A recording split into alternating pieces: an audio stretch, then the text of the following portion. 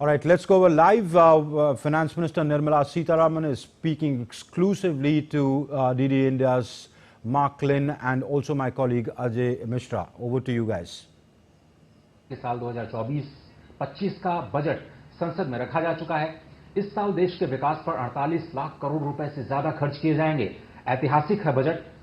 वित्त मंत्री का यह लगातार 7वां बजट है और एनडीए सरकार के तीसरे चरण का पहला पूर्ण बजट है। इस खास प्रोग्राम में मैं आप सभी का स्वागत करता हूं। मैं अजय मिश्र, मेरे साथ अंग्रेजी में इस वार्ता को आगे बढ़ाएंगे मेरे वरिष्ठ सहयोगी मार्क पैट्रिक लेन। बहुत धन्यवाद मार्क जी। और वित्त मंत्री जी, आपका भी बहुत बहुत धन्यवाद डीडी नेटवर्क को समय देने के लिए। मेरा सबसे पहला सवाल कि अगर हम पूरे बजट को समेटने की कोशिश करें तो ऐसा लगता है कि अब की बार रोजगार ही रोजगार। तो ये जो 5 स्कीम्स जिसकी आपने शुरुआत की, एम्प्लॉयमेंट पर इतना बड़ा फोकस क्यों आपने दिया? इसके पीछे की सोच क्या है? क्योंकि आज दुनिया भर हमारे भारतीय युवा जाकर के बहुत सारे कंपनियों में अच्छे उद्योग कर रहे हैं, रोजगार उनको मिल रही है और उन पर टैलेंट के ट्रस्ट है। मतलब एम्प्लॉयर विदेश में टैलेंट देख रहा है तो पूरे दुनिया में भारतीय युवा को प्रेफर करते हैं। मगर भारत देश के अंदर उनको जितना अपॉर्चुनिटी मिलना चाहिए उतना मिलना अभी उस लेवल पर नहीं हो रहा है। इसीलिए सरकार के द्वारा हमने ये प्रोत्साहन देने के लिए 5 स्कीम के द्वारा मैं टोटल इस स्कीम का पिक्चर दे रही हूँ। 2 लाख करोड़ का हमारे 5 साल में इसके ऊपर खर्च होने वाले हैं और हम टोटली मानते हैं 4.1 करोड़ युवा इससे बेनिफिट पाएंगे। कुछ युवा फर्स्ट टाइम एम्प्लॉय के नाते, मतलब फर्स्ट टाइम जॉब के नाते उनका बेनिफिट होगा। कुछ युवा बेटर जॉब के लिए सेकंड जॉब लेंगे, उनका भी बेनिफिट होगा। इन दोनों के सर्कमस्टेंसेस, इन दोनों सिचुएशन में एम्प्लॉयर को भी हम बेनिफिट दे रहे हैं जिससे वो लेने का कष्ट करेंगे और रखने का, उनको 2 साल कम से कम जॉब में रखने का करेंगे। तीसरी, स्किलिंग के लिए स्टेट्स के साथ जहां आईटीआई से वो स्टेट्स संभालते हैं, उन आईटीआईस में टेक्निकली पिछले मैं बोल सकती हूं 10, 15, 20 साल से उतना जितना इन्वेस्टमेंट होना है उनका क्या बोलते हैं, टीचिंग मटेरियल्स या मशीन्स, हैंड्स ऑन ट्रेनिंग करने के लिए, इन सभी इन्वेस्टमेंट का कमी है। और पिछले मान लीजिए 20-30 इयर्स में इतना इन्वेस्टमेंट नहीं हुआ, मगर अभी डिमांड है इंडस्ट्री 4.0 का। मतलब तब अगर आप इन्वेस्ट भी किए तो अब का इंडस्ट्री का रिक्वायरमेंट अलग हो गया है। इसलिए उन आईटीआईस में ये इक्विपमेंट, इंडस्ट्री 4.0 को जो चाहिए इक्विपमेंट, वो सब खरीद कर हम रखेंगे और इसमें प्राइवेट सेक्टर का साथ ले रहे हैं। वो हमारे साथ और राज्य सरकार के साथ काम करके 10th पास करके छोड़कर बाहर आने वाले लड़कों को, लड़कियों को आईटीआई के द्वारा जहां ट्रेनिंग मिलना है, स्किलिंग होना है, जिसके बाद उनको कुछ डिप्लोमा वगैरह मिलता है, उसमें भी हम पैसा डाल करके युवाओं को अच्छा ट्रेनर्स को सैलरी दे करके उधर ट्रेनिंग का। So first time employ, second time employ, second और third time employ, fresh 10th standard skilling और फाइनली इंटर्नशिप के विषय में मैं गर्व से कहना चाह रही हूँ 1 करोड़ युवा डायरेक्टली उस इंटर्नशिप से बेनिफिट करेंगे, क्योंकि टॉप 500 कंपनीज के साथ भारत सरकार बात करेगी और उनके सीएसआर के द्वारा वो इसमें जोड़ सकते हैं कि अच्छा ट्रेनर्स भी रखें उनके कंपनी के द्वारा और कंपनी शॉप फ्लोर में इन लोगों को exposure they, hands on learning का इंटर्नशिप दें, 1 साल पूरे इंटर्नशिप दें और उसके बाद अगर ये बाहर आएंगे उनके सीवी में टॉप 500 कंपनी के एक कंपनी इनको इंटर्नशिप दिया तो इनका वैल्यू बढ़ेगी, जॉब में रेडीनेस बढ़ेगी एम्प्लॉयर को इनको रहने। ऐसे करके 5 स्कीम्स जिसके द्वारा युवाओं को एकदम उनके हर स्तर के लिए ट्रेनिंग का मॉड्यूल बना करके हम आगे आए हैं। ये प्रधानमंत्री जी का हर एक स्कीम के ऊपर ध्यान दिला करके टेलर मेड स्कीम्स तैयार हुआ है। Madam Finance Minister, you've given a provision for 1.52 lakh crore rupees for the agriculture sector and 2.66 lakh crore rupees for rural development, including rural infrastructure. So effectively, how does this meet the goal of what the economic survey was looking at as making agriculture an engine for growth? See, one thing I want to dispel. When we say these kind of amounts, people don't realize these are other than what is running as schemes. Manrega, nobody mentioned in the budget. Madam Finance Minister has not mentioned Manrega. It doesn't mean that I'm going to stop Manrega to run this. They are on demand programs which keep going, for which I've made provision. I have not mentioned it in the speech, but it is in my records. It's in the budget revenue expenditure ka statement jahan hai, you get that there. So this misconceived notion that if it doesn't appear in the speech, it's not at all there is wrong. I want to make that plain. Right. Now, when you have rightly quoted the amounts for agriculture, we are saying what is very important is to reach to the farmers such inputs which are worthy for them to toil in the soil. So it's one thing you give MSPs, it's one thing you give Kisan Samman Nidhi, all that will go on. Right. But Kisan today requires high quality seeds, better inputs, and for that good research with which we can. I made one announcement also in this budget, 109 varieties of seeds, both for field crops and also for horticulture. And also the climate resilient. Climate resilient seeds. Most of our farmers today buy seeds which can't take this extreme heat, sudden flooding, and then also sometimes scarcity of irrigatable waters and so on. So I'm very proud that Indian agriculture scientists of themselves come up with this 109 resilient varieties, which I'm sure will soon be launched, and they will be, we'll be taking it down to the farmer so that they can benefit. All so developed that's in one. India, ma'am? All developed in India. Okay. And even better is we are looking at giving input support also to the farmers. As I said, more than 50% of his input cost should be met by the amounts that we give them. So these are great detail. And rural development is looking at not just PM Gram Sadak Yojana, not just building homes, PM Awas Yojana, where big amounts are going, that is important. 3 crore new homes. 25,000 new Gram Panchayats will get road network. Over and above this, we are looking at actually hard infrastructure in the rural areas. Whether you're having silos for storage of grains, whether you've got power, actually 3-phase power going there with smart meters, and making sure that 5G connectivity reaches them. Because today, e-commerce for agriculture, for MSME, for meeting the global markets is a requirement in the villages. And these special vegetable clusters, ma'am, also Yes. it may help this, fighting the food inflation. Yes, yes. Because the supply side management of perishable crops is a very big challenge for any government. Right. We have a group of ministers which looks at the situation every 15 days and imports from some countries, from Nepal, from somewhere else, and redistributes. But if we are able to manage a perishable crops in its production, storage and redistribution better, we'll be able to control prices. You're right in pointing that out. वित्त मंत्री जी, प्रधानमंत्री मोदी ने first reaction जो DD network पर दिया उसमें आपको बधाई दी, आपकी टीम को बधाई दी, साथ ही उन्होंने कहा कि ये बेटर ग्रोथ और ब्राइट फ्यूचर के लिए दिया गया बजट है। अब जब आपने एक रोड मैप, इंटरिम बजट में आपने प्रॉमिस किया था कि हम विकसित भारत का रोड मैप देंगे, आपने इस पूर्ण बजट में दिया।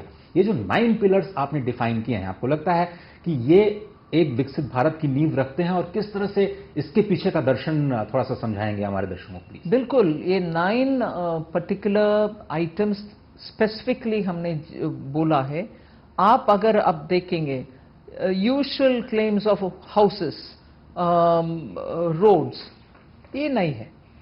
इन एवरी वन ऑफ देम एक फ्यूचरिस्टिक ध्यान दिया गया। First point on agriculture productivity related, क्योंकि वोट ऑन अकाउंट बजट में हमने एग्रीकल्चर रिसर्च के लिए भी और अभी भी एग्रीकल्चर रिसर्च के लिए बहुत बड़ा फंड अनाउंस करी, और उसके द्वारा मॉडर्नाइज करने के लिए एग्रीकल्चर में क्रॉप पैटर्न के लिए, और ये 400 गांव में जाकर के खरीफ क्रॉप का, लैंड असेसमेंट का और फार्मर्स रजिस्ट्री में एंटर करने के लिए डीपीआई का इस्तेमाल, डीपीआई का इस्तेमाल, ये सब futuristic for modernising India's agriculture, वो एक पॉइंट है। फिर सोशल जस्टिस के साथ प्रधानमंत्री उन्नत ट्राइबल विलेज, इसमें 63,000 villages in which there are tribal bahul tribal majority villages. We are going to absolutely provide everything to make them compare with any other better managed ग्राम पंचायत। 5 करोड़ जनजाति लोगों हाँ, को फायदा 5 करोड़ जनजाति को। सो सोशल जस्टिस मतलब ये सिर्फ नहीं है कि आप अच्छे कहीं स्कूल चलाओ और जिसमें वंचित वर्गों का बच्चे को ले आओ, वो भी करना, ये भी करना। Ma'am, working women's hostel, creches, women specific skilling programs, promotion of market access for self-help groups, these are some of the things you mentioned. And you said that women's led development will see an allocation of more than 3 lakh crore rupees. Could you specify some of the, how this is going to be spent? See, actually speaking, we have been consistently maintaining that the emphasis for bringing more women to productive activities will have to be continued. And that is why in economic survey yesterday, you saw the figures that from somewhere close to 2018, 16.7% to 37, women's participation in workforce has been highlighted in the economic survey. So in the last 10 years, where we started with a simple Beti Bachao, Beti Padhao to bringing more women and incentivizing women in work and providing them, loans to uplift them. Even in this budget, we have given emphasis for land and property registration for women. So like that, at every stage when we center focus on women, it has brought in a bit of a mindset change, like the way in which in the rural areas, Drone Didi has actually not just made women to be able to operate drones, but the mindset in the village that our women can just not do a regular kitchen work, but here are they in the fields which are essentially male dominated. Only for the haranguing, monotonous physical labor, de-weeding the field, do you find women coming. But here in the villages, women are operating drone, they are able to make assessment of the crop density, they are able to use it for spraying fertilizer, chemical and so on. And if this is how villages and their mindsets are changing towards women, it gives them a prominence. So in many of the, that is why if you remember last time, we had come up with a special savings scheme, Mahila Samman Bachat Nidhi. What a response we had in it. Because people realize saving in the name of women actually helps.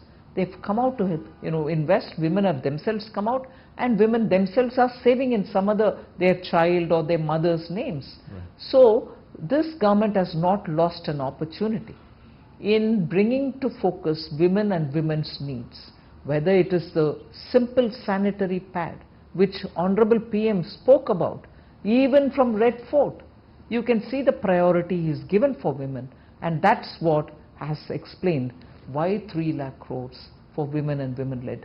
Today Anganwadis are standing out for the kind of quality work that they're doing. They can be even better improved. You're going to have early childhood education centers in those Anganwadis, because children's learning also, as much as nutrition and care is important, their learning should start there before they enter schools.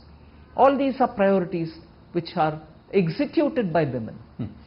वित्त मंत्री जी, इससे पहले कि मैं नए tax regime पर आपसे सवाल करूं, एक बार फिर से शायद ये रिएटरेट करने की ज़रूरत है कि मनरेगा जैसी योजनाएं हम लोग जो सबसे बड़ी स्वास्थ्य बीमा की योजना देते हैं, उस तरह की किसान सम्मान निधि, ये जो पहले से प्रोग्राम चलते आ रहे हैं वो जारी रहेंगे? क्योंकि आपने बिल्कुल उसमें जब आपने जिक्र नहीं किया तो लोगों को लग रहा है कि ये नई स्कीम का क्या हुआ, उसके बजटीय प्रावधान का क्या हुआ। तो एक बार प्लीज सबको शायद क्लैरिफाई करने की जरूरत है। मैं एब्सोल्युटली क्लैरिफाई करना चाह रही हूं। आप समझ लीजिए 1.5 घंटा भाषण, 1 hour, today I finished it in 82 minutes, मान लीजिए 90 मिनट्स। उस 1.5 hour स्पीच में मैं कितना विषय जोड़ सकूंगी, वो एक है। दूसरा, स्टेट्स के विषय में भी बहुत सारे स्टेट्स बोले, हमारे स्टेट के ऊपर आप एक बात भी नहीं कहा। इसका मतलब ये नहीं है कि उस स्टेट में कोई पैसा नहीं जाएगा, हर स्कीम लागू है उधर भी, हर सेंट्रली स्पॉन्सर्ड स्कीम भी, हर सेंट्रल सेक्टर स्कीम भी। और इसके अलावा वर्ल्ड बैंक से, एडीबी से पैसा के साथ कुछ प्रोजेक्ट्स चल रहा, वो भी चलेगा। और घोषणा हमने पहले नहीं किए, मगर उदाहरण के लिए मैं बोल रही हूं, महाराष्ट्र में पिछले 70 इयर्स में भारत देश में इसके बारे में नहीं सोचा। ऐसे बदावन पोर्ट जो भारत देश का सबसे बड़ा पोर्ट होगा, और उसका draft will be the biggest, it will draw some of the best large vessels to Indian shores. वो पोर्ट अनाउंसमेंट और उसका कैबिनेट अप्रूवल 76,000 करोड़ और some amount is going there. Budget में मेंशन हुआ है क्या? पिछले बजट में और इस बजट में, मगर गया प्रोजेक्ट, और उधर प्रोजेक्ट लागू हुआ कि नहीं हुआ। इसीलिए मैं इस डाउट को दूर करना चाह रही हूं कि मनरेगा जैसे स्कीम या कुछ और स्कीम, पीएम स्वनिधि, हाँ पीएम आवास तो मैं बोली, पीएम स्वनिधि, मुद्रा, ऐसे स्कीम्स जो होते हैं वो चालू ही रहेगा। मैं सिर्फ इसीलिए कि ना मैं इसका जिक्र नहीं किया, ये कोई कुछ नहीं हो रहा, बंद नहीं हो रहा, वो चालू है, चालू रहेगा, आगे भी रहेगा। But you did mention the states, and you mentioned new airports, medical colleges, sports infrastructure in Bihar, and there's plenty of allocation for Andhra Pradesh, as we see in the budget. Are there some special messages that you're sending out here? No, first of all, Andhra Pradesh Reorganization Act required all this to be done anyway. So in the first 5-10 years, in fact 10 full years since after the AP Reorganization Act came into being, there were 2 states were bifurcated. We have been giving money for the backward district program, taking some of the primary institutions to AIIMS, IIT, Triple IIT, such institutions have all been taken. So there are certain projects which are getting staggered. Polavaram is one of the biggest national irrigation project, with the dam, storage capacity being immense, Godavari waters being kept there, and from there irrigation going into the fields. This is a national project. We'll certainly support it, and that is what I have emphasized. And similar is the backward region development in Andhra Pradesh. Rayalaseema, North Coastal Andhra Pradesh, we're all part of the act. We're only definitely assuring the newly elected government in Andhra Pradesh that we are with them. We will stand by them. We will ensure those promises which are given in the AP Reorganization Act will be fulfilled. और माँ की बात को मैं थोड़ा सा आगे बढ़ाते हुए जो पूर्वोदय योजना की आपने शुरुआत की है मैम, मुझे याद आता है अंतरिम बजट में आपने कहा था कि ये जो पूरब के राज्य हैं वो नए भारत के नए ग्रोथ के नए इंजन साबित होंगे। तो अब ये जो पूर्व के राज्यों जिसमें बिहार, उड़ीसा, झारखंड जैसे राज्य शामिल है, पश्चिम बंगाल इंक्लूडेड, कौन सी योजनाओं पर आप फोकस करने जा रहे हैं और कैसे ये नए ग्रोथ का इंजन बनेगा? हर गवर्नमेंट्स का स्कीम इन सभी राज्यों में लागू होगा। आज मुझे प्रश्न पूछा गया कि वेस्ट बंगाल का जिक्र नहीं हुआ, इसका मतलब क्या है, बंगाल को कोई कुछ नहीं मिलेगा क्या? जरूर गलत बात है। हर स्कीम पूर्वोदय में हर राज्य में जाएगा, और इसके अलावा उनके बिग टिकट प्रोजेक्ट्स जो भी है, डिटेल प्रोजेक्ट रिपोर्ट डीपीआर जब आएगा, ईएफसी के द्वारा जाएगा, उनका स्कीम भी, उनका प्रोजेक्ट्स का भी हम उठाएंगे और लागू करेंगे। So focus for developing these states are because a mineral rich, They also need industry. Full three-phase power is not available in some of the pockets within those places. उन सब का पावर पहुंचाएंगे और अच्छा सड़क, अच्छा एक सी पोर्ट के साथ उनको जोड़ना चाहिए क्योंकि लैंड लॉक्ड है, एक्सेप्ट बंगाल एंड उड़ीसा, वो सब लैंड लॉक स्टेट्स है, उनको हम जोड़ना चाहिए पोर्ट के साथ और इस रास्ता बनाना चाहिए अच्छा, और इस बीच में वाटर वेज का भी इंप्रूव करना है हर एस्पेक्ट में, क्योंकि विकसित भारत अचीव हम करना है तो हर राज्य का भविष्य अच्छा रहना चाहिए, उनमें अच्छा एंडोमेंट्स भी होना चाहिए, सब उधर भी करेंगे। लेकिन बिहार में आपने 47,000 करोड़ रुपए की परियोजनाओं का अनाउंसमेंट किया बजट के भाषण में, और जो बुनियादी ढांचे का निर्माण वहां पर किया जाना है वो क्या बहुत जरूरी था बिहार के विकास के लिए, जिससे वो मुख्यधारा में शामिल हो पाए? मैं एक जरूर बिहार के विषय में बात बोलूंगी। बाढ़ में जितना नॉर्थ बिहार हर साल नुकसान फेस कर रहा है वो मन को छूता है, actually it makes you feel sorry हर साल कैसे, और इसको अध्ययन करेंगे तो बिहार के हाथ में नहीं है विषय, क्योंकि नदियां नेपाल से आ रहे हैं और हमारे कोशिश नेपाल सरकार के साथ बात करने के लिए बहुत सालों से है और किसी का दोष नहीं किया, नहीं है जी, मगर वो डिले भी हो रही है। मगर वो डिले के कारण मैं इतना डिटेल से नहीं पा रही हूं, जब भी वो होगा अच्छा होने दो, मगर तब तक बिहार को कुछ राहत मिलेगा कि नहीं मिलेगा। इस कारण हम इस बार कोसी मीची प्रोजेक्ट का अनाउंसमेंट किया, और इसके अलावा हम ये भी बोल रहे हैं अगर बराजस बनना है, सिर्फ वो पानी जो बहकर आ रहा है उसको इधर उधर इरिगेशन के लिए हम डाइवर्ट कर पाएंगे, फ्लड से जो नुकसान बिहार को हो रही है हर साल हो रही है उसको हम रोक पाएंगे।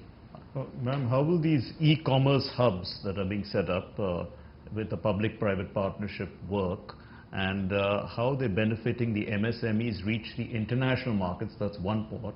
And then you also talked about these plug-and-play industrial parks, 100 of them. Could you expand on how these are all going to change the way we look at business? First of all, when you're looking at the plug and play, and you asked one the e-commerce for the MSMEs. We announced it for the MSMEs. Right. You look at the example of what this Open Network for Digital Commerce, ONDC, which exists, is doing.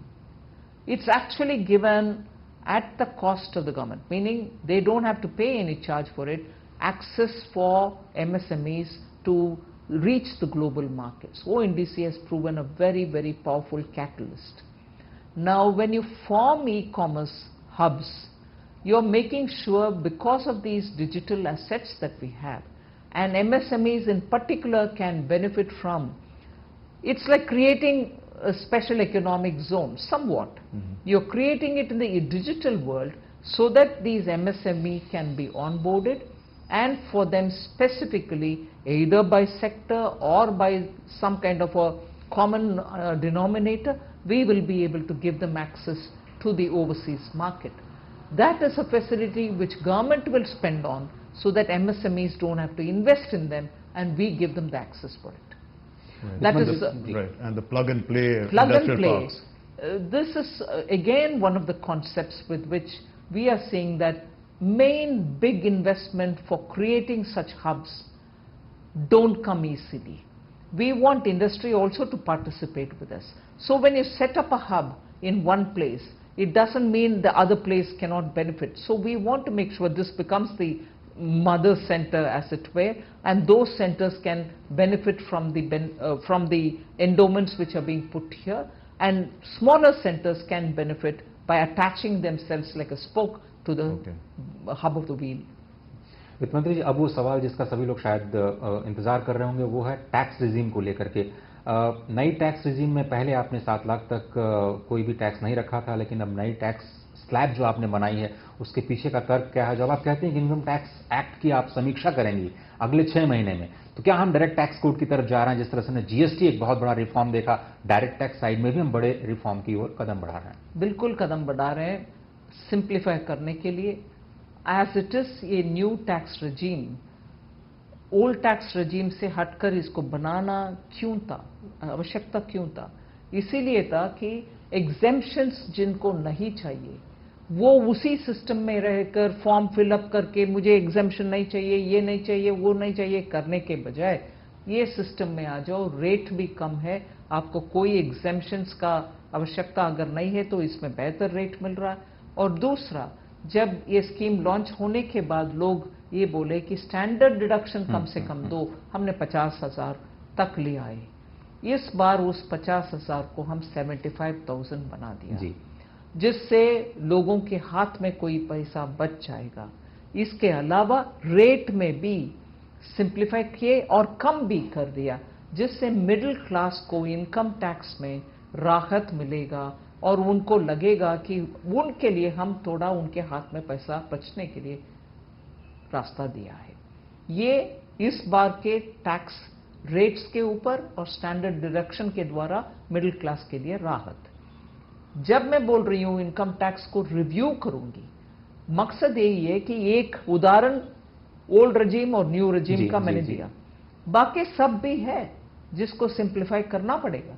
उसके लिए हम अभी काम जरूर करेंगे, जिससे income tax act मतलब इतना बड़ा किताब उसको पढ़ने देख लो, ये करो, ये सिंपल फॉर्म के साथ आप टैक्स भर सकते हैं और इसका फॉलोअप भी सिंपल होना चाहिए। और जैसे ऑलरेडी हम प्री फिल्ड फॉर्म्स देते हैं लोग को, बहुत सारे लोग बोलते हैं मेरा फिक्स्ड डिपॉजिट उधर था, मुझे जानकारी नहीं था, आप फिर प्री फिल्ड में। ऐसे सिंप्लीफिकेशन करने के लिए टेक्नोलॉजी को हम उपयोग करते हुए रेट को भी कम करते हुए राहत देना चाहते हैं।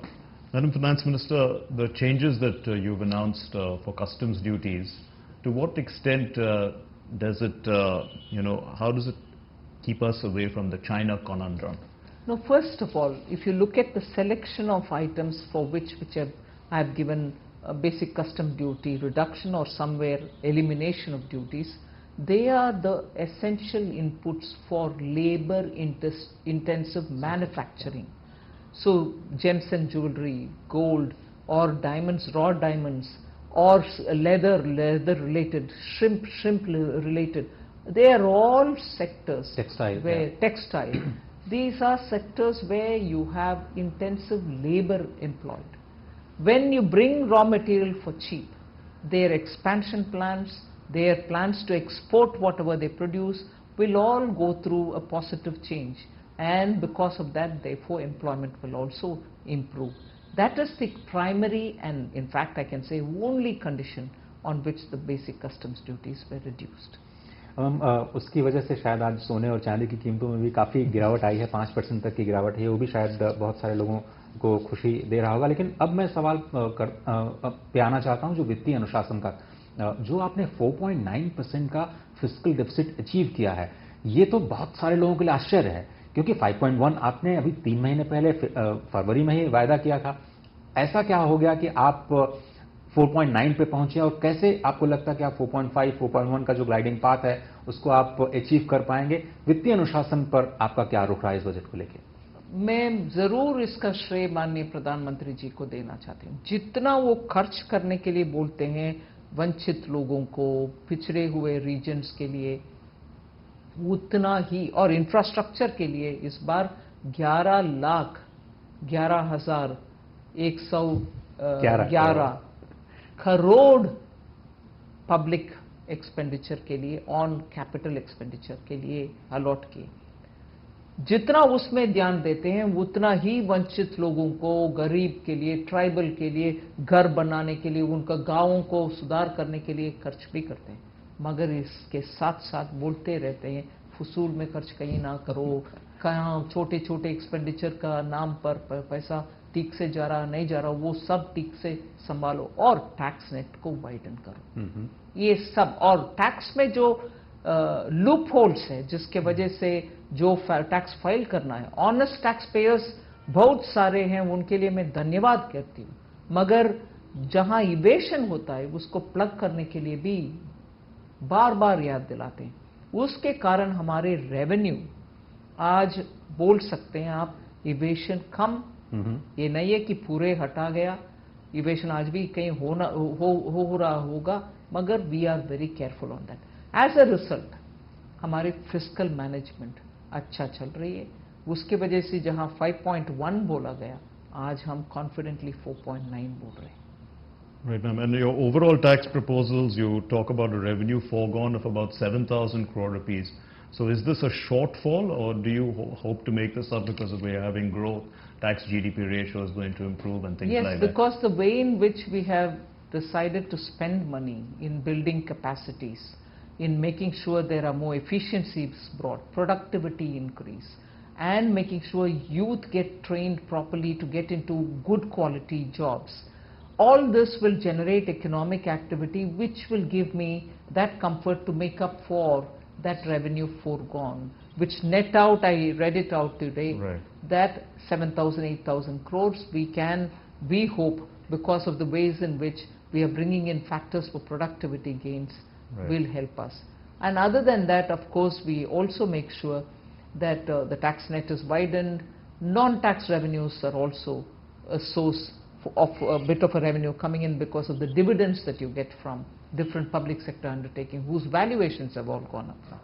Ma'am, you talk about also more efficient factors of production, land, labor, capital, and entrepreneurship. What kind of reforms can we see in land? I did mention About land? yes, about Okay. land I did Right. say, land in the rural areas, land in urban areas. So when I mentioned about the factors of production, land related reforms, labor related reforms, capital related reforms, and entrepreneurship, of course, through MSMEs, of course through training, of course through skilling is happening. So for land, what kind of reforms? Cadastral maps, digitization, and making sure land records are maintained in digital formation, stamp duty reduction, working with the states for that, all that is happening on that. And similarly for labor, they have been beautifully, completely, exhaustively mentioned in the speech itself. वित्त मंत्री जी, MSME sector के लिए जो आपने प्रावधान किए हैं, चाहे वो मुद्रा लोन को डबल करने की बात हो या फिर जो आप उनको प्रोटेक्शन दे रहे हैं मुश्किल परिस्थितियों में, उसका क्या इम्पैक्ट पड़ेगा और ये एमएसएमई को सपोर्ट आप कब तक जारी रखेंगे? एमएसएमई को लेकर के आपकी नीतियां किस दिशा में जा रही हैं? नहीं, ये पहले हम समझ लें कि 8 स्पेसिफिक मेजर्स हमने एमएसएमई के लिए घोषणा की है इस बजट में. उन 8 में से 3 बहुत ही प्रमुख, जी. 8 भी एमएसएमई के खुद के सजेशन से, when we had stakeholder consultation pre budget, उसमें एमएसएमई का खुद के सजेशन है ये 8 ऐसे करिए वैसे करिए करके, और उसमें हम भी सरकार के द्वारा जोड़े हैं आइडियाज. एमएसएमई के लिए बहुत ही दुखदायक विषय है कि 90 डेज अगर उनके सर्विस नहीं होता एनपीए हो जाते हैं. मगर इस बीच में स्ट्रेस्ड लेवल में जब रहते हैं उनका कोई सॉल्यूशन मिलता नहीं है, जबकि बैंक्स नॉर्मली उनको वर्किंग कैपिटल ही देते हैं. वो ये नहीं देते हैं जैसे बड़ा कंपनीज को देते हैं, प्लांट एंड मशीनरी खरीदने के लिए, कुछ इक्विपमेंट खरीदने के लिए पैसा नहीं देते. सो इस बार जहां हम एक सॉल्यूशन देना था कि एनपीए 90 डेज होना नहीं है, 45 डेज से अगर दिक्कत है, स्ट्रेस है, उनको कुछ पैसा दो, उसके लिए एक फंड भी ओपन किया, गारंटी का सिस्टम भी दिया, बैंक के द्वारा वो चालू होगा. मगर दूसरे ओर हम ये भी उनको दे रहे हैं कि सिर्फ वर्किंग कैपिटल नहीं, हम गारंटी आपको देंगे, आप कोई कोलैटरल या थर्ड पार्टी गारंटी ले आने के लिए आवश्यकता नहीं है. आपको अगर कुछ इक्विपमेंट खरीदना है, प्लांट कुछ खरीदना है, मशीन खरीदना है, आपको लोन मिलेगा. सो आप देख लीजिए, 2 प्रॉब्लम्स हमारी घोषणा के कारण एड्रेस हो रही है जो क्रिटिकल है एमएसएमई. और तीसरा, सिर्फ बैंक जो एसएमई बिजनेस को समझते नहीं है वो लोन दे रहे हैं, उनको बहुत बहस करना पड़ रहा है उनसे, नहीं नहीं मेरा बिजनेस ऐसा चलता है, my turnover cycle is like this. हम इसलिए सिडबी को ही जाकर के हर एमएसएमई क्लस्टर में जी, घोषित हुए क्लस्टर में आप ही प्रेजेंट हो जाओ और डायरेक्टली एमएसएमई को लोन दो, जिससे एमएसएमई बिजनेस समझने वाले small industry development bank of India सीधा उनसे डील करें. ये भी घोषणा में आया है. सो एमएसएमई के लिए मुझे लगता है कि एकदम अच्छा सा 8 useful suggestions have come out and we put money also for it. और आपने अगर मैं इसी में सप्लीमेंट्री दूं, आपने मुद्रा लोन को बढ़ा दिया, स्टार्टअप्स को प्रमोट करने के लिए आपने एंजल टैक्स को एबॉलिश कर दिया, शायद उस पर बहुत आपको पॉजिटिव रिएक्शंस मिल रहे होंगे। और साथ ही साथ स्पेस सेक्टर के लिए 1000 करोड़ रुपए का नया फंड बनाने की आपने घोषणा की है। तो ये सब कुछ स्वरोजगार को बढ़ावा देने के लिए बिल्कुल प्रोत्साहन स्वरोजगार के लिए इन सब के द्वारा मिलेगा। और जब स्वरोजगार स्पेस सेक्टर में स्टार्टअप में बात करते हैं, स्वरोजगार तक ही सीमित नहीं है। एक व्यक्ति जिनके पास आइडिया है, इनोवेशन है, वो इस प्रोत्साहन के कारण और एंजल टैक्स अबॉलिश करने के कारण जो फंडिंग उनको मिलेगा, उससे वो एक व्यक्ति आगे बढ़ने के पीछे 10 लोग उनके एम्प्लॉय भी होंगे। So there is an effect which this one person can have. Ma'am, I know you've answered this question in Hindi right at the start about employment and really about first-time employees who are getting into the formal sector. There's the scheme that you give 1 month wage for newly employed, 15,000 rupees. 15,000 rupees. And also there's the other for the internships. Could you, I mean, young people are wanting to know how they have to avail this. Actually, just for information, I will tell you, all these details are put out in the website, Right. in all detail, and the documents which go along with my budget speech in the annexure have each scheme detailed out. So I'll be putting it out also in the next few days so that more people get to know it. So today, for instance, scheme 1 which you talked Yes. about, which in my budget speech I've called scheme A, a fresh first-time employee, if recruited by somebody, that employee may be recruited for any salary, 50,000, 40,000, 30,000 or 1 lakh. But up to 1 lakh, if you recruit a new fresh employee, I, from the government, will give 15,000 rupees as his 1 month wage, which will be spread between in 3 installments. So that will be given. In this also the employer also receives, because he will register him as a EPFO employee. This is one scheme, and here the employee and the employer get incentive, but this is a first time employee. The second scheme looks at employees also first time and also for somebody else who can get into the job. For him also we give both for the employer and employee allowances. But in this, if the employer doesn't retain him for 2 years and removes him within a year, let's say, every incentive given to the employer will have to be refunded or paid back. So we are making sure that under each scheme there are more and more new people coming in, fresh appointments happening. Companies will be incentivized to grow. Suppose you are already running a company with 100, if you can scale up and get another 50 more, you get the incentive. Right. So there are 2 of these schemes, and then the skilling through ITI, a 4th one through the internship in top 500 companies. Yeah, and that's so the one. That's the one. A little more clarity because a lot of youngsters will be hoping to get Yes. the internship. I'll put it out Right. in the next few days, the details of each one, and I'm sure in the parliament I'll get the opportunity also to describe each one of them in all its detail. We mean very seriously to implement all of them. वित्त मंत्री जी, पिछले 3 सालों के अगर हम growth rate की बात करें तो औसतन हम 8% की दर से बढ़े हैं। पिछले साल तो आश्चर्यजनक रूप से 8.2% का ग्रोथ रेट देश को मिला है। इकोनॉमिक सर्वे में कहा गया है कि अगर हम लंबे समय तक 7% की दर से विकास करना चाहते हैं तो सेंट्रल गवर्नमेंट, स्टेट गवर्नमेंट और निजी क्षेत्र तीनों को एक साथ आना होगा, निवेश करना होगा और एक साथ कदमताल करना होगा। आपको लगता है कि बजट में जो आपने प्रोविजंस किए हैं और कितना ग्रोथ रेट आप टारगेट कर रही हैं in the short term to medium term to get the private sector and state governments along? Normally मैं ग्रोथ नंबर्स के ऊपर बहुत चर्चा नहीं करती हूं, इसलिए कि कदम हम उठा रहे हैं जिससे एक्टिविटी जनरेट होगा।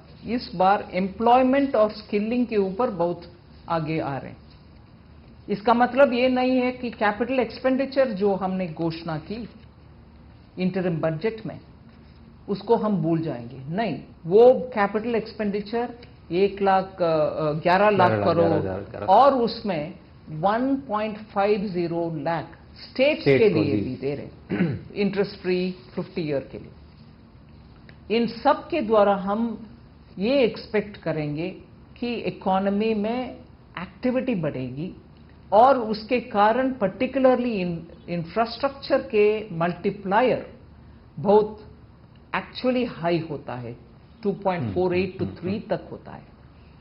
रेवेन्यू का आज मैं हाथ में पैसा डालूं उससे हमें 1 रुपी से कम ही मिलता है मल्टीप्लायर अच्छा रहने के कारण ही पिछले 3 साल में हम ग्रोथ इतना अचीव कर पाए।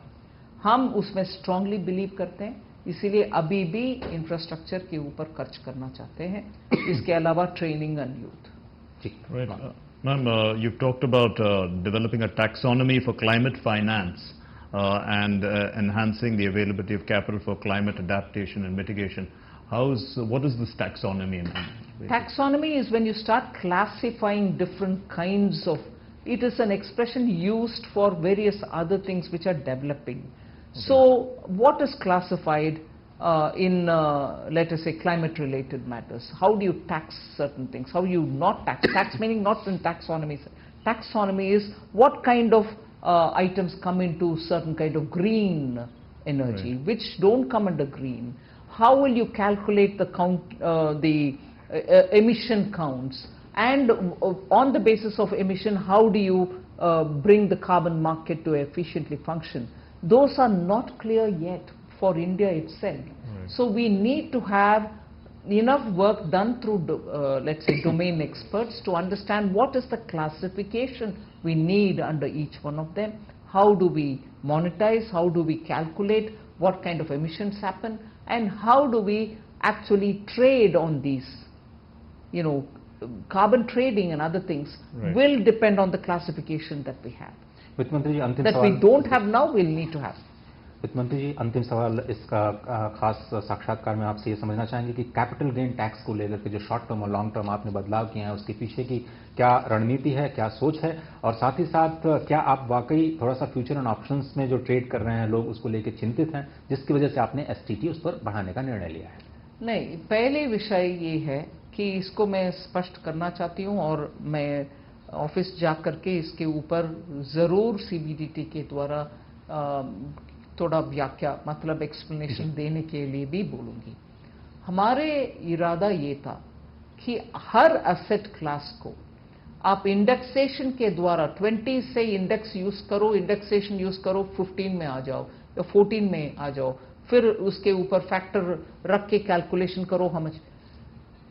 हमने सेवरल यूज केसेस को अध्ययन करने के बाद 13.5 से कम किसी को अब तक यूज केसेस में कोई एसेट क्लास में मिलना, इसीलिए धैर्य करके 12.5 विदाउट टैक्सेशन रखा, जिससे किसी का रेट ज्यादा नहीं होता है, except for that you know for 10% it has become 12.5। Intention revenue generation नहीं, सिंप्लीफिकेशन। इससे पैसा कमाने के लिए नहीं कर रहे हैं, हम सिर्फ सुविधाजनक वे में सब एसेट क्लास को हम टैक्स कलेक्शन करने के लिए और एसएससी को सुविधा देने के लिए, अरे ये लिस्टेड है तो ऐसे, अनलिस्टेड है तो ऐसे, गोल्ड है तो ऐसे, लैंड है तो, वो कंफ्यूजन ना होना, सबके लिए एक ही जैसे करने के लिए ही हमने ये किया। सो इसमें कंफ्यूजन किसी का मन में नहीं होना चाहिए। इंटेंशन रेवेन्यू अगर रेस करने का था तो मैं और ज्यादा रेट डाल देते, मगर we have only come with 12.5 which is actually lower than what they paid earlier. So simplification of the process is my intent.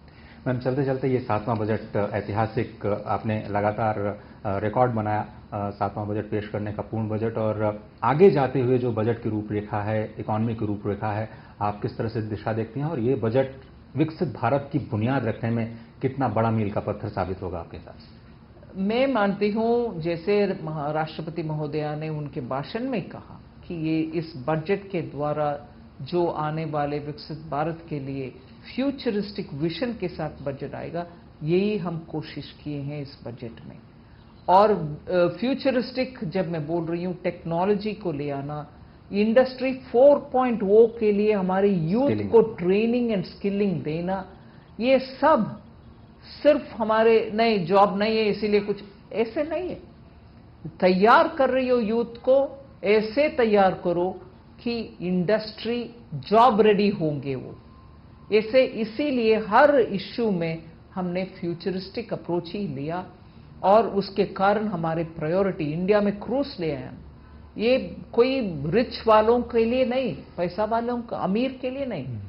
उससे कितना हमारी रोजगार बढ़ेगी, इससे कितने टूरिस्ट आएंगे और उस टूरिस्ट आने के कारण हमारे हर एक केंद्र में होटल्स बनेंगे, उसमें काम करने वाले बढ़ेंगे और उसके साथ साथ टूरिज्म के साथ साथ कितने लोग का अपॉर्चुनिटीज, हैंडीक्राफ्ट सेल करना, हमारे सेंटर्स को विजिट करना, ये सब हर एक में जोड़ा एम्प्लॉयमेंट पॉसिबिलिटी को।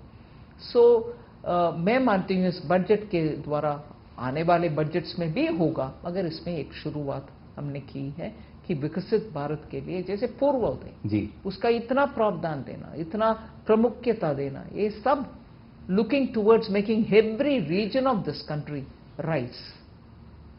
बहुत बहुत धन्यवाद वित्त मंत्री जी। और आपने कहा कि जिस तरह से आप विकसित भारत की बुनियाद वाला इसे आप बजट बता रही हैं, बहुत बहुत धन्यवाद डीडी न्यूज पर बात करने के लिए। तो फिलहाल इस खास डिस्कस में सिर्फ इतना ही। मुझे और मेरे सहयोगी मार्क पेट्रिकलिन को दीजिए इजाजत। नमस्कार। So that was Finance Minister Nirmala Sitharaman speaking exclusively to DD India after she presented the budget in the Parliament this morning.